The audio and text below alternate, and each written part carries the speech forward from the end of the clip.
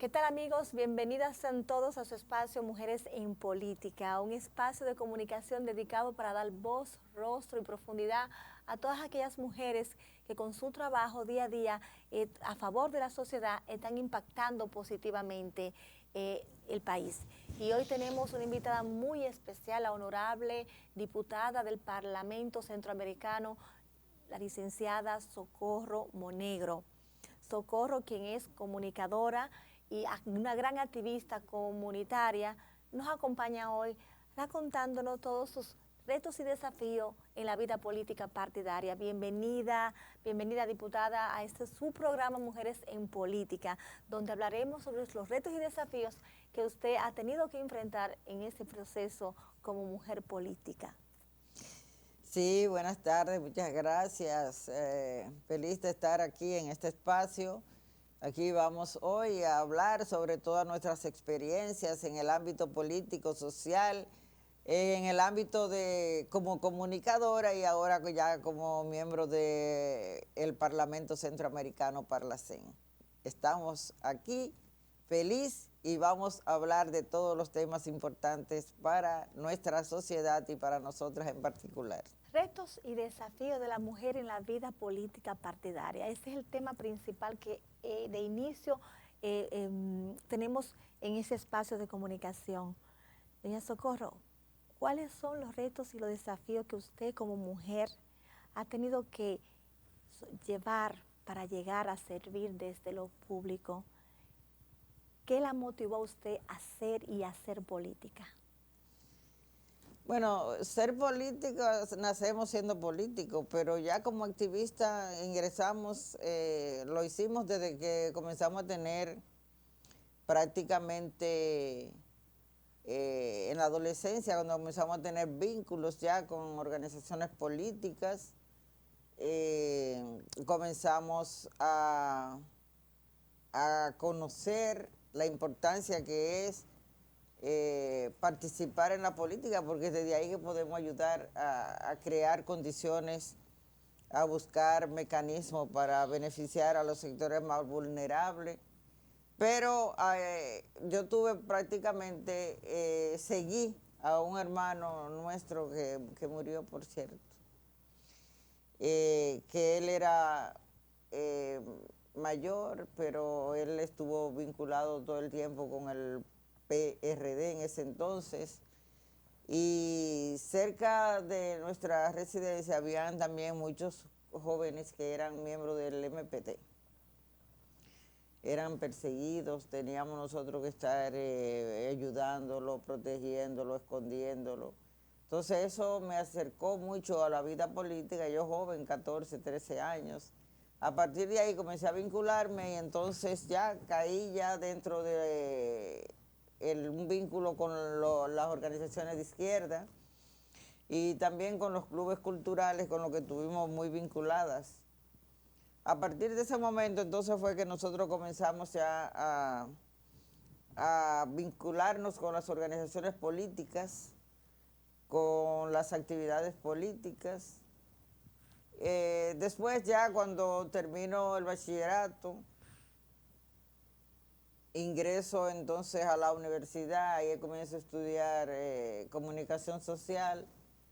Seguí mi vínculo con las organizaciones políticas de izquierda y con los clubes culturales, las organizaciones sociales, con los grupos que trabajaban por un mejor porvenir para todos los dominicanos, por la democracia, luchábamos por la democracia para que en el país hubiera un clima de respiro donde todos y todas pudiéramos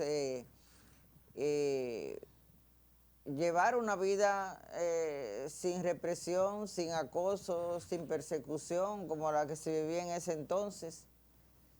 Bueno, y ya como periodista también, con más discreción naturalmente, porque ya no tenía la misma libertad de participar en las actividades por asuntos principalmente de tiempo, porque ahora los periodistas de ahora trabajan con muchas comodidades que no teníamos en ese entonces.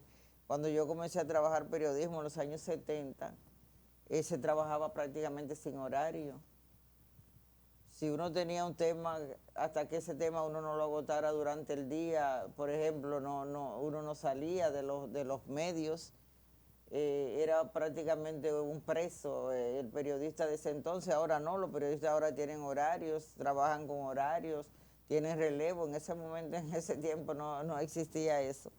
Entonces, por eso no tuve una participación tan activa ya como periodista dentro del ámbito político, pero sí participaba en algunas reuniones, algunos encuentros y en las actividades que el tiempo me permitía. Pero después que salí del periodismo, entonces fue que yo me dediqué más a las actividades políticas y sociales. ¿Cómo logró equilibrar, doña Socorro, la política con la familia? Que es uno de los factores más complejos que las mujeres, las madres, tenemos que enfrentar cuando tenemos que dedicarnos a la vida política, porque es muy absorbente, requiere mucho movimiento. ¿Cómo usted logró equilibrar esos espacios? Pues, tenía a mi mamá viva, mi mamá me ayudó mucho porque además yo nada más tuve un solo hijo. Entonces, porque tuve dificultades para la concepción. Pero entonces mi mamá me ayudaba mucho, mi mamá prácticamente el tiempo que yo no podía estar en la casa, lo estaba ella con el niño. Y eso me ayudó a poder equilibrarlo.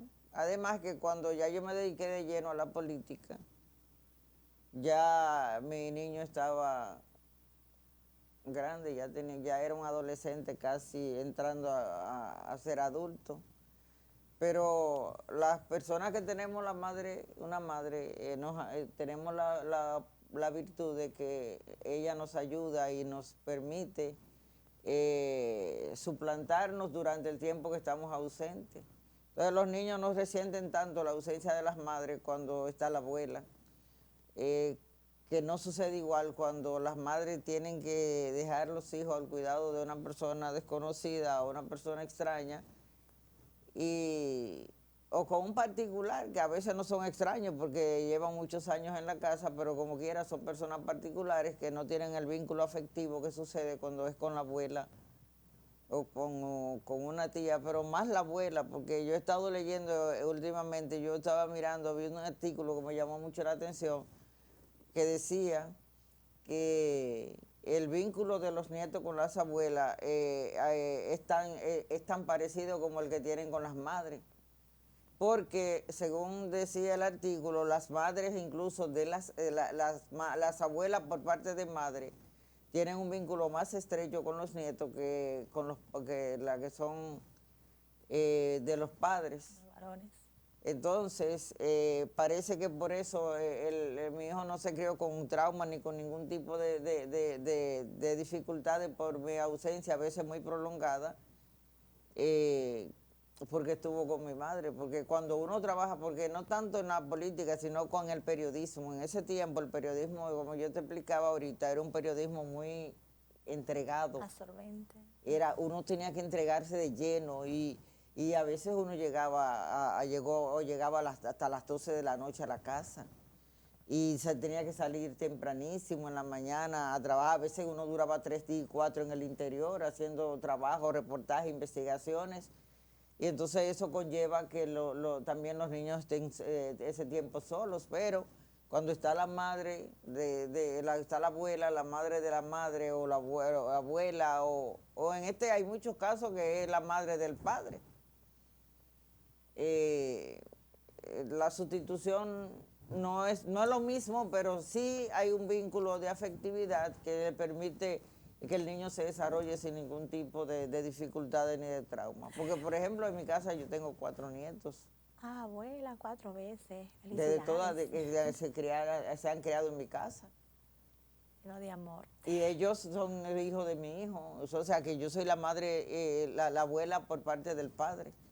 Y ellos han tenido mucho amor y mucha afectividad de mi parte. Hay uno que tiene 22 y uno tiene 19. Una hembra de 19 ya. Y ellos están felices en mi casa. Han gozado absolutamente O de la sea, presencia de porque la abuela. no creo que sea la exclusividad de que sea la abuela por parte de la mamá La que tenga la... la que sea, tenga el vínculo con los nietos. Eso depende del tipo de relación que exista entre el nieto y la abuela. Exacto. No importa si es de madre o si es por parte del padre. Exacto. Señora Socorro, hábleme un poquito de los desafíos que usted se recuerde o que haya vivido recientemente dentro de este percurso, de este proceso como política. Bueno, comenzando por el tema este de la cantidad. Comenzamos por ahí. La cantidad de mujeres que deben ser candidatas, por ejemplo, en una boleta. Eso yo no, eso es un desafío que nosotros estamos obligadas a superarlo.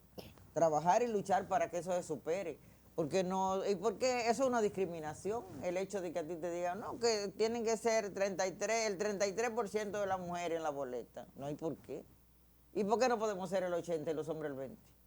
Por ejemplo. ¿Por qué no podemos ser el 60 y los hombres 40? No, que tiene que ser el 33% o el 40%. No, yo no estoy de acuerdo con eso, es una parte, pero lo principal es que los hombres entienden que las mujeres no tenemos derecho a nada. Y lo han expresado algunos en los medios, que las mujeres no, porque las mujeres nada más están para la cocina o para lavar y planchar y para cocinar. ¿Y quién ha dicho que eso es así? Ya los tiempos de ahora no, yo no digo que la mujer no pueda hacerlo, no, claro que sí, podemos hacerlo, lo puede hacer el hombre también. Porque el hombre no puede también ir a sancochar plátano o a cocinar arroz, o hacer un bistec y unos fritos, por ejemplo, pues eso es una posibilidad.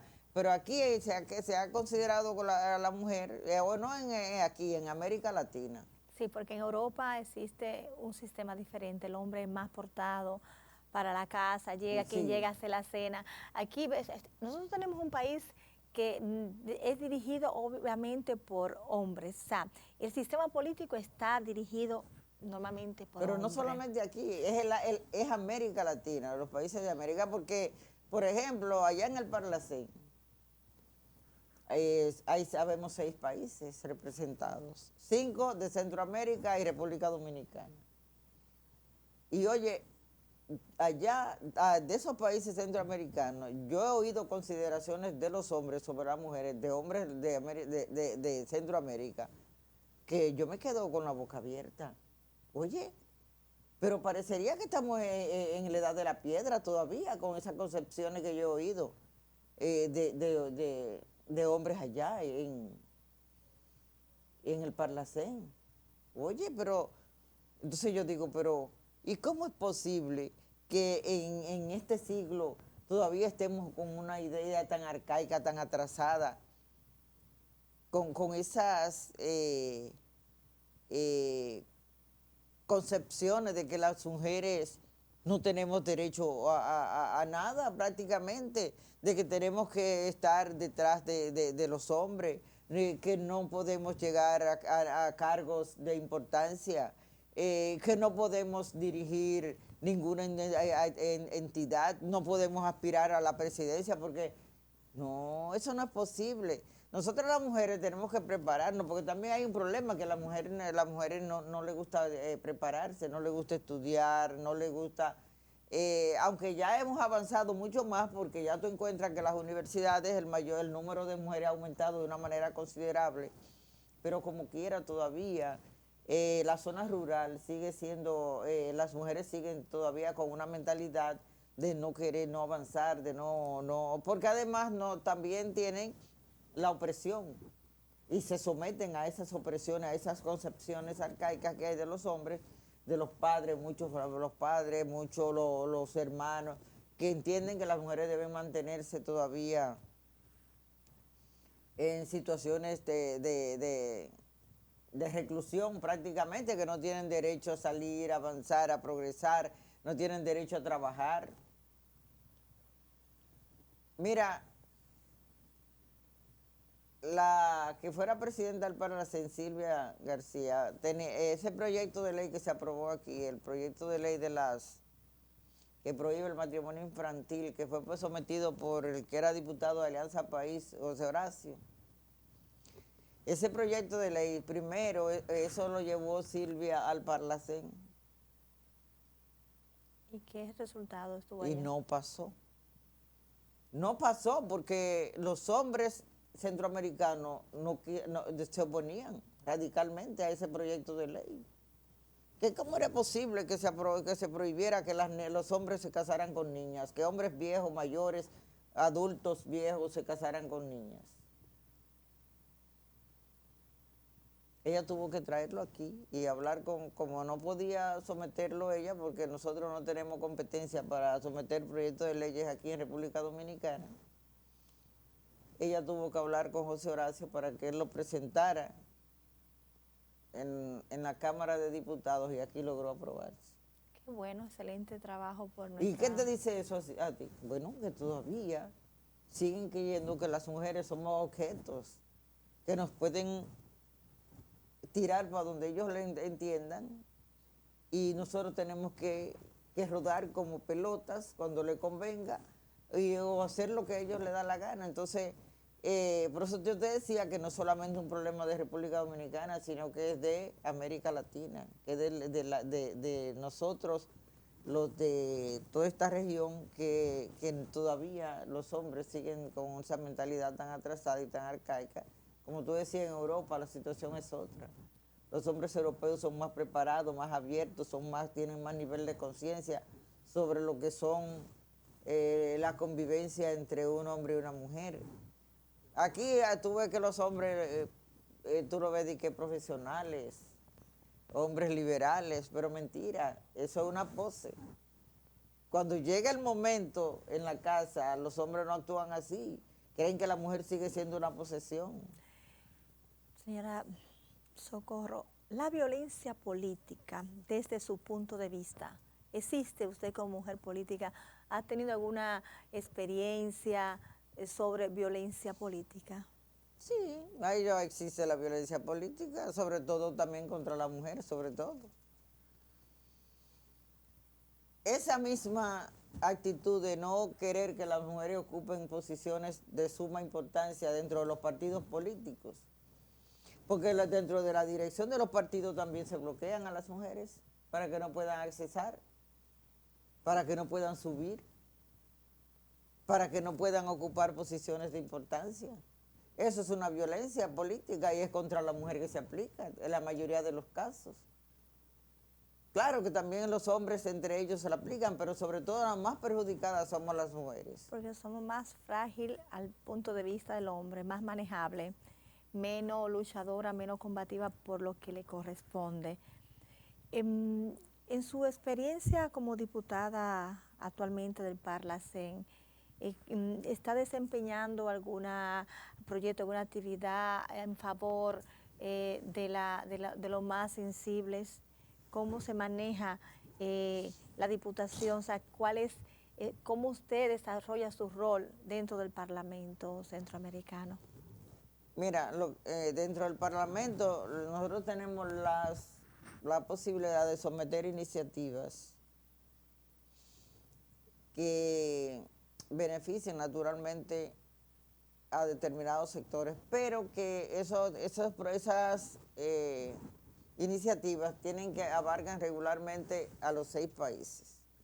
O sea que no solamente para beneficiar a República Dominicana, no, tiene que ser para todos. El Parlacén, ¿sabes que lo integran? Guatemala, que es el país que tiene la sede, ahí es donde sesionamos, aunque podemos hacerlo en otros países, pero tiene que aprobarlo el Pleno para trasladarse a otros. En el año pasado sesionamos aquí, en Panamá y en El Salvador, pero fue porque se aprobó en el Pleno, pero la sede del Parlacén está en Guatemala. Estas son Guatemala, Nicaragua, Panamá, El Salvador, República Dominicana. Entonces, ¿qué pasa? que hay que someter los proyectos de leyes que hay en Honduras, que estén vinculados con todos los países. Por ejemplo, yo sometí una iniciativa que se aprobó, pero ¿Se ejecutó? no. Una vez que se aprueba una iniciativa para la ejecución, ¿hay resultados? Simplemente Bueno, eso es una responsabilidad ahí de lo que es el SICA. El SICA es que es el sistema de integración de Centroamérica y aquí de República Dominicana, porque República Dominicana es parte del SICA, de Parlacén. Es el organismo que tiene la responsabilidad de que esto se aplique. Pero esa iniciativa, por ejemplo, yo hice una investigación en todos los países, en los 6 países que integran el sistema, el SICA y en consecuencia el Parlacén, porque el Parlacén es el organismo legislativo del SICA, ¿verdad? Y el sistema de justicia del SICA es la Corte Interamericana. Entonces, la Corte Centroamericana. Entonces, ¿qué pasa? Esa iniciativa era instando a los países miembros del Parlacén a aplicar una serie de iniciativas a los fines de que se reduzca de manera considerable la deserción escolar, porque todos los años tiene un aumento alto, un número alto de deserción, sobre todo en la edad de adolescencia y preadolescencia. Ahí es que están manifestando los mayores niveles de deserción escolar. Entonces nosotros sometimos esa iniciativa, pero hicimos una investigación sobre los niveles de deserción que hay en los países del área. El país que menos deserción escolar tiene, de lo que nosotros pudimos ver, fue Nicaragua, de los 6. Entonces, ¿qué pasa? Yo no he visto que ninguno de los países haya dicho, bueno, nosotros estamos haciendo esto, estamos haciendo lo otro para reducir esto. O sea, que no ha sentido ese apoyo, ese valor a esa iniciativa para defender, obviamente, la adolescencia, la niñez, evitando el abandono de las escuelas. Porque es que, ¿qué hacemos con querer en luchar para invertir en la escolaridad si no se trabaja para que los niños no abandonen las aulas? Porque los gobiernos, si quieren, pueden conseguir esto, reducir de una manera considerable el abandono de las escuelas. Hay muchísimas medidas que se pueden, pero que hay que tener voluntad política para eso. Y programas y dar seguimiento para que las cosas sucedan. Por ejemplo, yo le decía un día a una dirigente del PRM, que me voy a reservar el nombre, pero yo me reuní con ella en un lugar donde había justamente una reunión de las mujeres de partidos políticos. Y ellas fueron ese día al Parlacén. Y yo le decía a ella, mira, si tú ves al ministro de la Juventud, dile que digo yo, que en lugar de querer hacer teteo en los barrios, como se proponía en una ocasión, que después eso se cayó por las críticas, y en lugar de él gastar el dinero, qué sé yo, en disparate, que se dedique a establecer bibliotecas en los barrios de la zona norte. Por ejemplo, en Capotillo había una biblioteca, por ejemplo, la biblioteca, yo creo que se llamaba Narciso González. Cuando yo llegué a la regiduría, esa biblioteca iba a cerrar, porque no tenía forma de sostenerse. Y yo llegué a ser regidora y Juan Ubiere llegó como diputado. Y nosotros nos reunimos con ellos, con los que dirigían esa biblioteca. Le ayudamos a pagar el local que tenía una deuda y lo iban a desalojar. Le arreglamos 8 máquinas de coser que tenían abandonadas, le arreglamos 3 computadoras que tenían, le pusimos el internet y se lo pagábamos mensual, le ayudábamos a pagar todos los meses el local. Yo le pagaba a una profesora durante esos 6 años que yo estuve en el ayuntamiento, le pagué a una profesora para darle cursos a las mujeres de ahí, de la zona, de costura, para que aprendieran a hacer cortinas, ropa de niña, muchísimas cosas. Pero después que nosotros salimos, la biblioteca cerró, porque ninguno de los regidores y diputados de esa circunscripción nunca se preocupó por ir en auxilio de esto. Los niños, tú ibas a esa biblioteca de tal y tú encontrabas esa biblioteca llena de niños haciendo tareas. Y yo le decía a esa dirigente, pues dile a ese hombre, al que está ahí, que yo no lo conozco, que se preocupe por poner bibliotecas en los barrios, con computadoras, con internet, para que los niños puedan ir todas las tardes a hacer sus tareas. Y si es posible, buscar 2 o 3 profesores de esos que hay en los barrios que no están empleados y pagarle un sueldo para que estén ahí orientando a los niños y ayudándole a hacer sus tareas. Que esa es una buena labor. Ella me dijo, bueno, yo no recuerdo la última vez que yo lo vi, me respondió ella. Diputada. Entonces, ¿por qué no coger y hacer bibliotecas en los barrios? Porque, ¿qué hace la Dirección de la Juventud? Nada, el Ministerio de la Juventud no hace nada, entonces debiera hacer eso. Sellar, utilizar su presupuesto y sellar la capital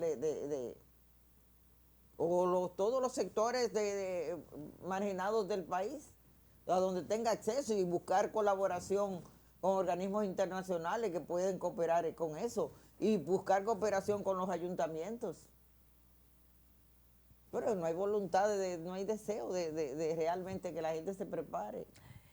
Diputada, ¿qué entiende usted que debería suceder para que los jóvenes tuvieran mayor participación en el ambiente social y político? Bueno, lo primero que hay que hacer es eso, preparar a los jóvenes, porque es que los jóvenes no se están preparando. A los jóvenes no se les está motivando, dando oportunidad. No se les está arrastrando a estudiarse, a prepararse. ¿Por qué? Porque los jóvenes lo que dicen en los barrios, no, pero ¿y para qué yo voy a estudiar? Si yo me mato estudiando y cuando salgo de la universidad no consigo empleo, y si consigo empleo es un empleo para uno morirse de hambre, con un sueldo de hambre. Y los que no estudian ni hacen nada, de que se meten a un partido político de una vez y llegan al poder, de una vez consiguen cuarto. Eso es lo que dicen los jóvenes, porque a mí me lo han dicho infinidades de jóvenes. Eso. Hay una decepción en la juventud. Entonces, por eso es que los jóvenes no se integran, y no se integran a las actividades políticas con propósitos de buscar mejorar la situación de sus semejantes o de los que conviven con ellos permanentemente. No, lo que buscan, si se meten, es buscando cómo van a ellos a mejorar su situación, y van a avanzar y a progresar. No hay formación, aquí no hay escuela de formación política de los partidos políticos. La mayoría no lo tienen, y los que lo tienen, los jóvenes tampoco se integran. Usted, como activista comunitaria que conoce mucho la realidad, realizó un trabajo social importante, ¿qué entiende usted que debería suceder para que la ciudadanía, la sociedad civil, que somos la masa crítica en la sociedad, participen más en la política, considerando ya las condiciones de los jóvenes, ¿no?, la visión que tienen los jóvenes, y, o sea, que haya una concordancia entre los políticos y la ciudadanía, la sociedad civil? Esa unidad esa empatía para tratar de que todos miremos a una misma dirección, o sea, favorecer al país en la toma de decisiones? ¿Y qué quiere sentar la política?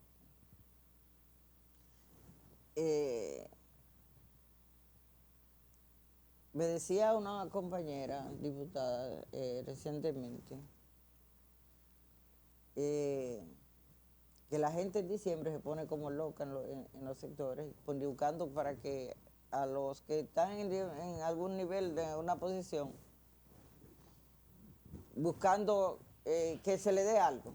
Entonces yo le decía a ella, bueno, pero el problema es que eso lo venimos confrontando desde que, por lo menos yo, comencé a verlo a partir de que Balaguer llega al poder. Cuando Balaguer llega al poder, yo todavía estaba en la preadolescencia, no había llegado ni siquiera a la adolescencia, y yo lo que veía era cuando la gente salía de noche a medianoche a hacer fila para que le dieran una fundita porque estábamos en Navidad. Entonces eso lo venimos arrastrando de ese tiempo. Y yo le decía a ella que eso era una aberración, que todavía los políticos dominicanos no hayan podido superar esa situación. Porque, y se lo digo porque eso no se ve usted en Guatemala. En Guatemala, por ejemplo, cuando nos reunimos los diputados allá, que uno dice eso que uno vive aquí, los diputados se quedan mirando con la boca abierta a uno. ¿Por qué? Porque eso no se ve en ningún otro país del área. Solamente lo vivimos aquí en República Dominicana, y eso es responsabilidad de que los políticos de aquí no han logrado superar esa situación, y que la gente no crea que en Navidad el mundo se está acabando y que todos los problemas se les resuelven con una fundita que se les dé o con 1,000 pesos que eso uno le pueda dar. Porque los problemas al otro día siguen y siguen y siguen, y todos los meses los problemas están. Entonces lo que hay que crear conciencia en la población de que los problemas no se superan con una fundita o con 1,000 pesos que se le pueda dar en diciembre.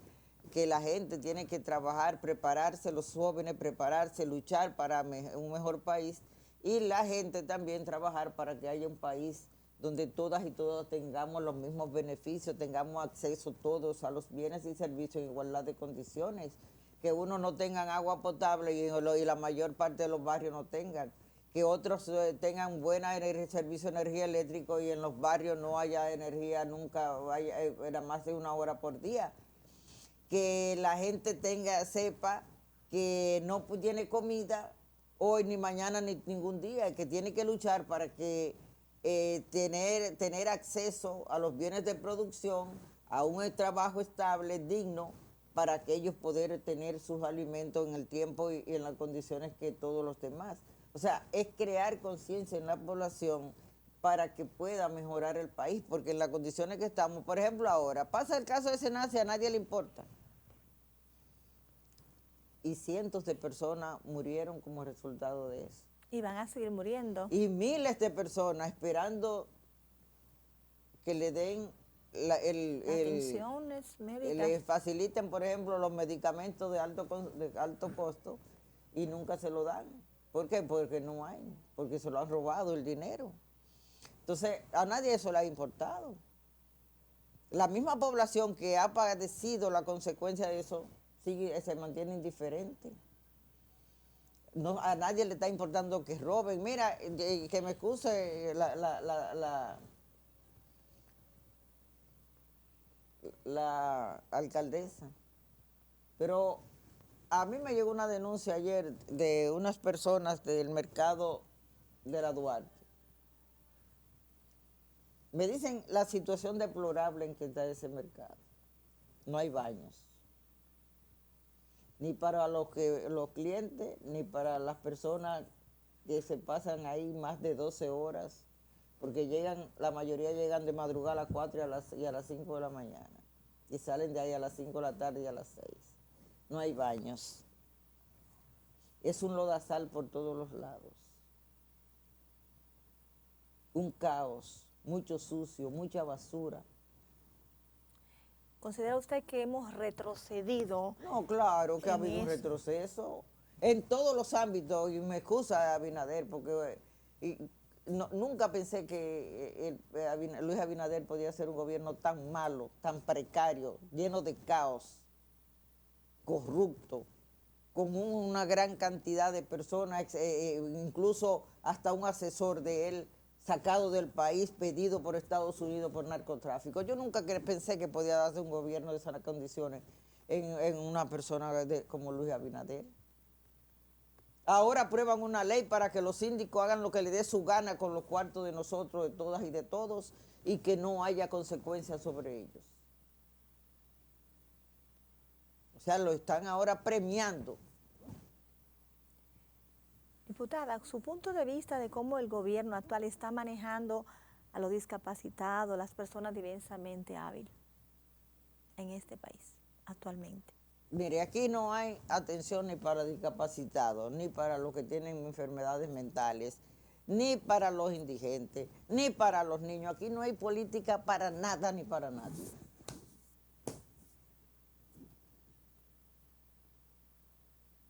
Para nadie. Esta es una situación, como usted decía ahorita, hay un retroceso. Estamos caminando hacia atrás. Todos los avances que se habían podido conseguir hasta ahora en este gobierno se han ido por la borda. Y con el tema de la educación, ¿considera usted que hemos avanzado, estamos estancados o que podemos hacerlo mejor? No, podemos hacerlo mejor, pero es que no va a ser mejor porque es que no lo acabamos de decir, hay un retroceso en todos los ámbitos. Que hay un seguro de estudiantes, yo no quiero saber cuáles son los estudiantes que tienen el seguro. Me gustaría, yo voy a pedirle un listado al ministerio por escuela, cuáles son los estudiantes por escuela que tienen el seguro. Porque tengo entendido que también algo parecido a SENASA hay ahí en ese seguro. Corrupción al desnudo completamente. Porque por lo menos yo le he preguntado a muchos estudiantes de escuela de por ahí donde yo vivo y me dicen que que las madres me dicen que no, que sus hijos no tienen carnet de seguro. Entonces, ¿cómo tienen los hijos un seguro si no tienen un carnet?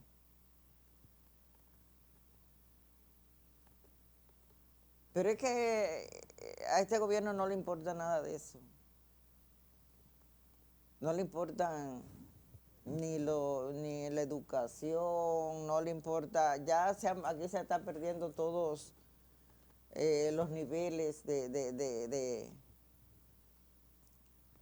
ante la población. O sea, al gobierno no le importa nada. Ya se han perdido todos los parámetros para establecer acciones morales, éticas, principios elementales que la población, el que maneja los dineros del pueblo, del Estado, debe de demostrarlo. Pero que porque yo me recuerdo que cuando se hizo la denuncia de SENASA, que la hizo una periodista, la primera información que dio esa periodista, el presidente respondió en la semanal que SENASA estaba bien, que lo que había era que la oposición estaba molesta porque se habían ingresado 2,5 millones de nuevos asegurados y que ellos iban a seguir haciéndolo como lo estaban haciendo y que faltaba un dinerito y que él se lo iba a dar. Wow. Pero era para que se robaran más, porque había que robarse más de lo que se habían robado. El presupuesto no daba para sacar lo necesario. Sí, que faltaba un dinerito para realizar lo que el gobierno se había propuesto con relación a hacer, así que él se lo iba a dar. O sea, le dio los cuartos para que se robaran lo que faltó, otro que él le dio. Y que eso era la oposición que estaba molesta porque él estaba haciendo esa obra. Pero el resultado, tarde o temprano, salen con la realidad. No, pero no llega, al mes se declaró que realmente lo que había era un robo brutal, el mayor que se haya podido realizar aquí en República Dominicana. Y eso es de una gente que caminaron en la Marcha Verde, porque todos caminaron en la Marcha Verde. En otro país, si el presidente hubiera renunciado, con esa acción, ese robo tan brutal que se produjo. Sí, un robo, o sea, es un daño a la economía del país y sobre todo a un sector tan vulnerable como es Pero la no, salud. no es tanto a la economía, es la parte sensible de quiénes son los afectados, que fueron los más pobres. Los más vulnerables. Y hoy en día ya he sabido que algunas clínicas le han quitado el subsidio de SENASA. Eso significa que este país no está preparado para que el sistema sanitario público, los hospitales públicos, puedan satisfacer las necesidades de todos los pacientes. Entonces, si ya algunas clínicas privadas no tienen el subsidio de SENASA, imagínense usted qué va a pasar. Personas que no van a tener los servicios inmediatos de salud y están a riesgo de muerte. Esto no se espera en la República Dominicana actualmente, o sea, que el impacto social que ha causado con este drama, vamos a llamarlo drama de SENASA, lo que van a tener el impacto mayor negativamente son los más pobres. Pero claro, y es que los hospitales aquí no, lamentablemente no tienen condiciones para dar un servicio adecuado a la población. Los hospitales, la mayoría están también en estado de destrucción, están sin cama, camas desvencijadas, camillas destruidas. Los pacientes que son internados tienen, si no llevan sábana, no tienen con qué arroparse ni con qué tenderle a la cama, porque ni cama ni sábana tienen los hospitales, y son todos que no tienen sábana. Y no pueden decir que será alguno, no. Los únicos hospitales que funcionan un chin mejor son los que están dirigidos por patronato, como el NEI Área, la Plaza de la Salud y eso. Pero ahí no van los pobres. Los hospitales donde van los pobres no tienen nada. Hay que llevarle la sábana a los pacientes, tienen que llevar hasta los potes de agua para bañarse. Tienen que llevar, porque no hay condiciones. Están todos destruidos, abandonados. Y tú ves que los remodelan hoy. Yo no sé qué es lo que hacen con las remodelaciones, porque los remodelan y cuando tú vas están peores que cuando antes de remodelarlo. Entonces yo no entiendo para qué que están ese servicio de salud. Entonces, yo no entiendo. Y mira, que me dio mucha pena con el caso del doctor Jacín, porque el doctor Jacín atendió a mi mamá como ortopeda durante 25 años. Mi mamá murió siendo atendida por él en el área porque mi mamá tenía problemas en las rodillas. Y él la atendía. A mí me dio mucha pena cuando yo... Se enteró del drama. Sí, con él, pero realmente fue una situación... Dicen que fue para la campaña, que se gastan en la campaña. Bueno, pero si se gastan en la campaña, yo creo que en su momento tendrán que salir a relucir todos los responsables. Yo no entiendo porque yo no he oído a la vice hablando de eso, que ella debiera hablar, porque ella es la encargada de lo que es todo lo que es el sector salud. Entonces ella debió haber hablado ya sobre eso. Y yo incluso me recordé de la vez que renunció el primer ministro de salud que hubo, de todo lo que dijo en ese momento. Entonces yo digo, bueno, pero cuidado si estaba algo vinculado con eso que él denunció en su momento. Bueno, aquí hay muchas cosas que en su momento tienen que investigar, si tienen que salir a la luz pública, porque hasta ahora nada más hemos visto una parte. No hemos visto la segunda ni la tercera, y hay muchas todavía que están por ahí que hay que buscarla y descubrirla, solo que a lo mejor por el rango que tienen, nunca, por lo menos mientras estén ahí en el poder, no va a ser posible conocerse. Seguramente el pueblo necesita muchas respuestas porque hay muchas interrogantes. Señor Socorro, ya para... Desde la vacuna. Desde la vacuna, un tema interesante. Vamos a concluir con una pregunta importante, diputada. Si usted en este momento le nace de darle un consejo a las mujeres que actualmente están haciendo política, aquellas que están pensando en lanzarse, pero que todavía están en la incerteza de si lo hago o no lo hago, si hacer política es la opción o si me mantengo bajo perfil. ¿Qué mensaje usted le daría a estas mujeres para que se sumen a la lucha por todo lo que al final cada ser humano que está dentro de este ambiente político buscando mejoría para la sociedad y trabajar para lo más frágil y la comunidad, la masa crítica? Bueno, lo primero que la mujer tiene que hacer es prepararse.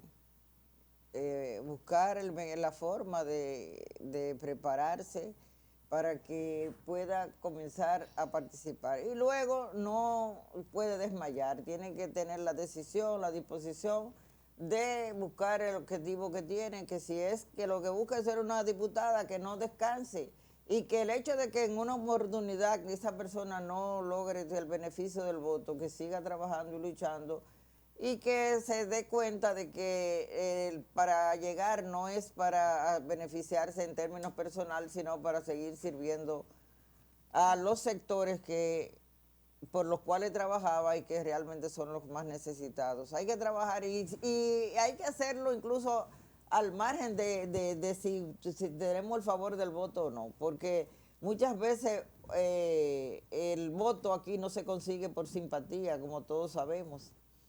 El voto aquí se consigue en base, y no me refiero al voto de los parlacén, porque el parlacén, el voto no es preferencial, pero el voto preferencial aquí ha hecho mucho daño en el país.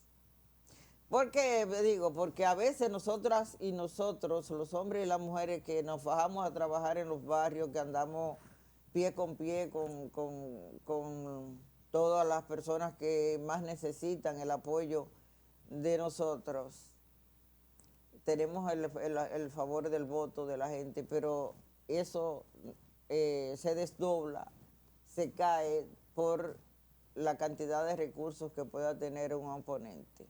Eso lo sabemos. Y eso lo vivimos nosotros en Monteplata.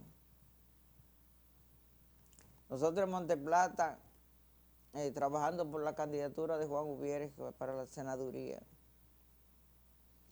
vimos como el día de las elecciones andaba rodando el dinero como el arroz.